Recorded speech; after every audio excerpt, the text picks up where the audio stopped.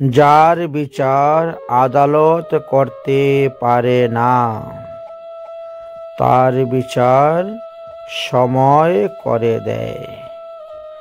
আর সময় যখন বিচার করে, তখন সাক্ষী প্রমাণের কোনো প্রয়োজন পড়ে না।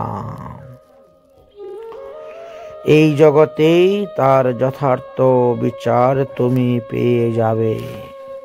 ভগবানের বিচার ভগবান ঠিক সময় মতোই করে নেন।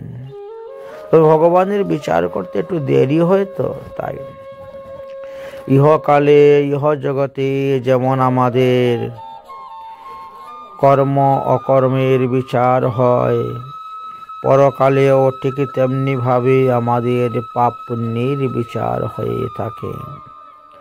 সাধারণত একজন মানুষের পাপ পুণ্য বিচারের সাক্ষী দেওয়ার জন্য ভগবান 14 জন লোককে ঠিক করে রেখে দিয়েছেন। জানেন, আপনার আমার মৃত্যুর পর আমাদের কখন কি কর্ম করেছি, কি পাপ পুণ্য করেছি তার সাক্ষী দেওয়ার জন্য যে 14 জনকে ঠিক করে রেখেছেন, সেই 14 জন কারা?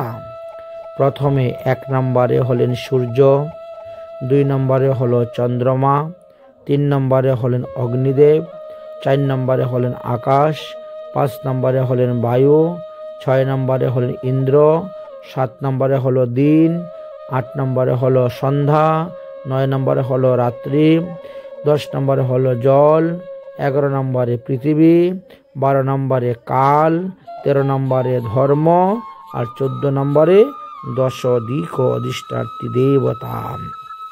10 দিক।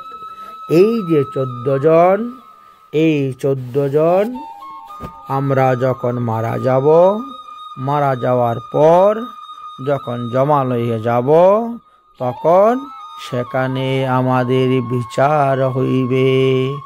তখন এই 14 জনে আমাদেরকে সাক্ষী দিবেন। সব জায়গাতেই পাপ পুণ্য ধর্ম কর্মের বিচারের ব্যবস্থা আছে। তাই বর্তমানে বাস্তব জগতে, প্রকৃতি জগতে, এই পৃথিবীতে ধরাতলে যার বিচার আদালত করতে পারে না, তার বিচার ওই সময় করে দিবে।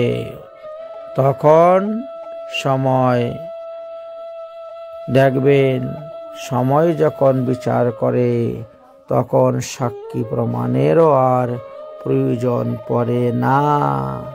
তাই সাবধান হয়ে যাও। যা কিছু করছো, যা কিছু করবে, ভেবে চিন্তে করবে, ভাবিয়া করিও কাজ। 1 বার নয়, 2 বার নয়, 10 বার ভাবুন, তারপরে কাজ করুন। কারণ প্রতিটি কর্মের ফল প্রতিটি মুহূর্তেই আমাদেরকে ভোগ করতে হচ্ছে। ভালো কর্মের ফলও ভোগ করব, খারাপ কর্মের ফলও ভোগ করব। তাই বিচারের কথা বলছেন। এই জগতের আদালত যে বিচার করতে পারে না, ভগবান কিন্তু সেই বিচার করতে পারেন। তাই সাবধান, সাধু সাবধান।